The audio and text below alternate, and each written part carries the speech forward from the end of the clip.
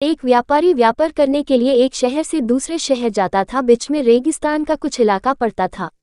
वह आदमी एक नेगेटिव सोच वाला इंसान था। हमेशा शिकायत करता रहता था कि मेरे पास ये नहीं है, वो नहीं है, इसकी कमी है, उसकी कमी है। एक दिन वह रेगिस्तान में से गुजर रहा था, तभी उसकी पानी की बोतल खाली हो जाती है। उसे बड़ी जोर की प्यास लगती है, लेकिन रेगिस्तान में पानी ना मिलने की वजह से उसे बहुत गुस्सा आता है और बोलता है कि कितना खराब जगह है, ना कोई पेड़ ना पानी, रास्ता भी लंबा है, रेगिस्तान पार करना पड़ता है। तभी आसमान की तरफ देख करके कहता है कि भगवान, ये कैसा जगह बना दी है आपने। अगर मेरे पास में बहुत सारा पानी होता, बहुत सारे संसाधन होते तो इस जगह पर हरियाली कर देता, बहुत सारा पेड़ लगा देता। वह आदमी ऊपर देखकर ये सब बातें कह रहा होता है और ऐसा लग रहा था कि जैसे ऊपर वाले से जवाब का प्रतीक्षा कर रहा हो कि भगवान कुछ कह दे। अब चमत्कार ये हुआ कि वह जैसे ही नीचे देखा, उसे अपने आंखों के सामने एक कुआं दिखाई दिया। वह पूरी तरह से घबरा गया, क्योंकि उसने कभी भी उस रेगिस्तान में कुआं नहीं देखा था। वह कुएं के पास पहुंचा और देखा कि कुआं पूरी तरह पानी से भरा हुआ है, परंतु वह आदमी नेगेटिव सोच वाला था और हमेशा शिकायत करता रहता था। और फिर से आसमान की तरफ देखते हुए बोला, भगवान, पानी से भरा हुआ कुआं तो दे दिया, लेकिन पानी निकलूंगा कैसे। तो इस बार जब वह नीचे देखा तो फिर से चमत्कार हुआ। उसे कुएं के पास रस्सी और बाल्टी दिखाई दी, लेकिन आदमी फिर से ऊपर देखा और बोला, भगवान, अब इस पानी को ले जाऊंगा कैसे।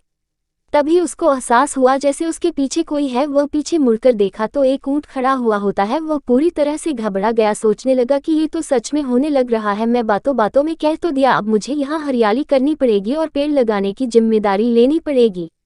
आदमी को पानी से भरा हुआ कुआं मिल गया, बाल्टी और रस्सी मिल गई, पानी को ले जाने के लिए ऊंट भी मिल गया, सब कुछ मिल गया। अब वह आदमी सोच रहा था कि ये मैं बातों बातों में क्या बोल दिया, ये तो गड़बड़ हो गया। अब वह तेजी से दौड़कर भागने लगा।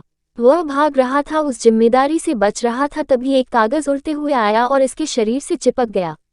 उसने जब उस कागज को देखा तो उस पर लिखा हुआ था कि मैंने तुम्हें पानी दिया, कुआं दिया, रस्सी और बाल्टी दिया, पानी को ले जाने के लिए साधन दिया, फिर भी क्यों बचकर भाग रहे हो।